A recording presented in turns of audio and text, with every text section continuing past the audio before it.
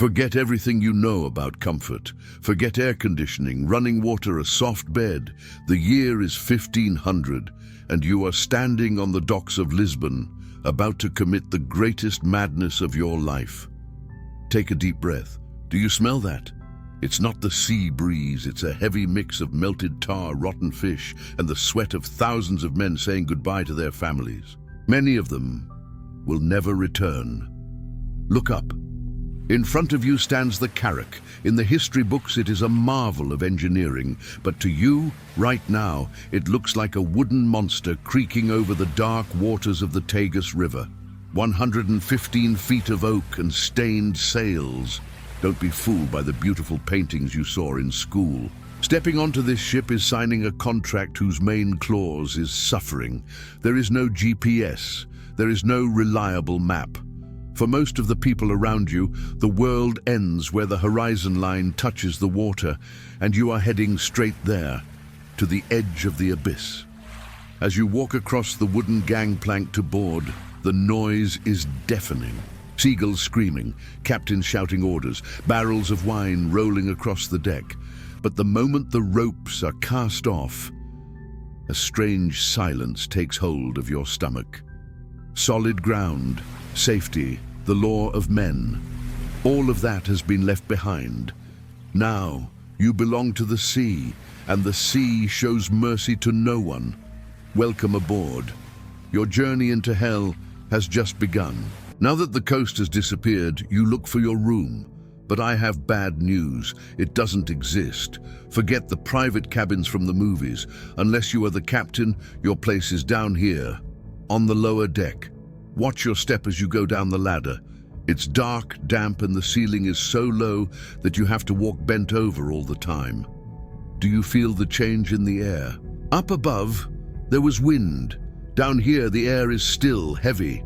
This is a space shared by 200, maybe 300 men. There are no beds. There are no comfortable hammocks waiting for you. Indigenous hammocks would only be adopted later.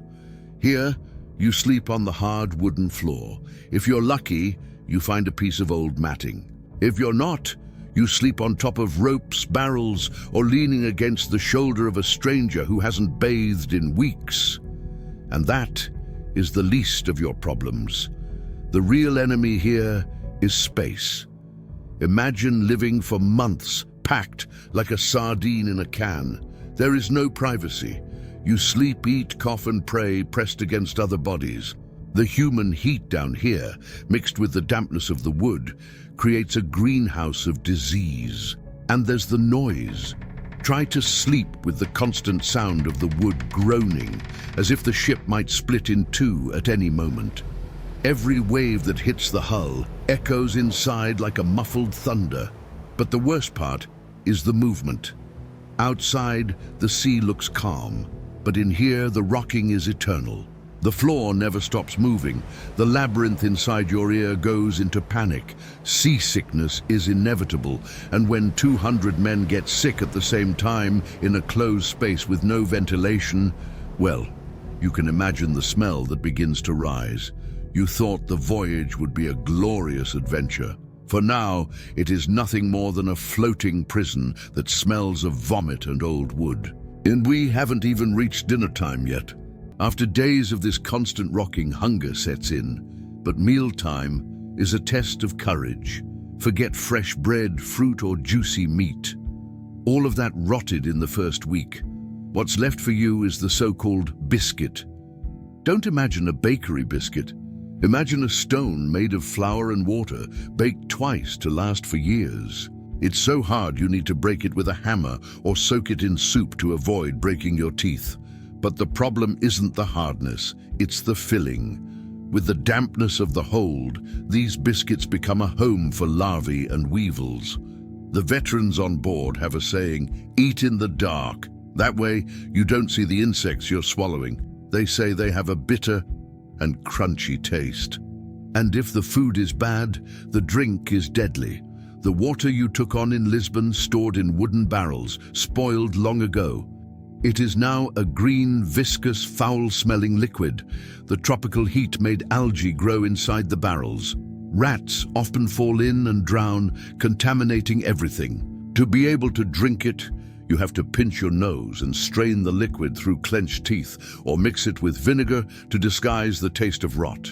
It is this poor diet that brings the sailor's greatest nightmare, scurvy. This is not a mild flu. It is your body falling apart while you're still alive. It starts with a strange fatigue. Then purple spots appear on your skin.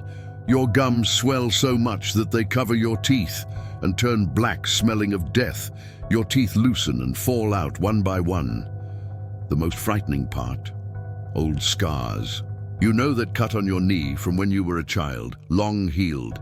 With scurvy, the body stops producing collagen, and your old wounds open again, as if they had just happened. You look to the side and see your shipmates bleeding from the mouth, too weak to stand. And you know that if you don't find solid ground soon, you will be next. If your body is rotting, your mind is next to break. And the sea has a cruel way of doing this. Silence. You reach the doldrums. The wind simply dies. The carrack stops. The ocean turns into a mirror of black oil under a sun that cooks your brain. There is no sound, only the dry creak of wood baking. One day passes, two, a week. The ship does not move an inch. The drinking water, already scarce, begins to evaporate. This is where madness begins. Men start to see things in the water, mermaids, monsters, demons, or they simply jump into the sea in an act of despair, preferring drowning to the endless waiting. But when the wind returns, it does not come to save you, it comes to destroy. The sky turns purple, the temperature drops. A storm in the South Atlantic is not rain, it is an assault. Imagine being inside a wooden box being thrown from side to side by waves 10-15 meters high. Inside, in total darkness, there is chaos. Loose barrels roll, crushing legs. Seawater floods the lower deck, mixing with vomit and filth. You hear the most terrifying sound of all, wood cracking. A sharp sound like a gunshot, warning that the hull could give way at any second. There are no atheists in a storm like this. In that moment, you remember the legends, the Cape of Storms, the giant Adamastor, the biblical beasts waiting below.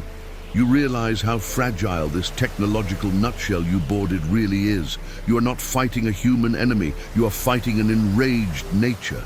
The captain shouts orders that the wind swallows, sails tear, masts bend. All that remains for you, crouched in a dark, wet corner, is to hold a rosary in your hand and hope that the next wave is not the last. After months in the blue hell, a miracle happens. First, it's not something you see, it's something you see flying. Birds that do not swim. Then, the color of the water changes, from a deep, frightening blue to a turquoise green, lighter, warmer. And then, the shout that makes 300 men forget hunger, pain, and fear. Land ho! When the anchor finally drops and bites into the sand below, the feeling is not heroic conquest. It is pure survival. You lower the boats. The beach is beautiful. A green wall of trees never touched by an iron axe. The air is sweet. It smells of fruit and wet earth. But look at your companions. Look at yourself. You do not look like heroes in capes and armor. You look like ghosts, emaciated skin burned by sun and salt, missing teeth, clothes that are little more than filthy rags. You stagger on the sand, your legs still trying to compensate for the motion of the sea that no longer exists. Some cry, others kiss the ground. This is the reality that history books often forget to tell. They show the roots, the dates, the names of kings, but they forget the smell, the fear, the human price paid for every kilometer of that ocean. Crossing the Atlantic in a wooden ship was not a journey. It was Russian roulette played against nature. You survived. You reached the other side of the world. But now, as the adrenaline fades, a cold question rises in your mind. In a few months, the ship will be loaded. The sails will be raised again. And to return home, you will have to face all of this once more. Today, we restored a journey aboard a caravel in the year 1500 using artificial intelligence. and this was the restored story of a real crossing. If you had the stomach to make it this far and want to embark on the next journey into the past, subscribe to our channel, and until next time.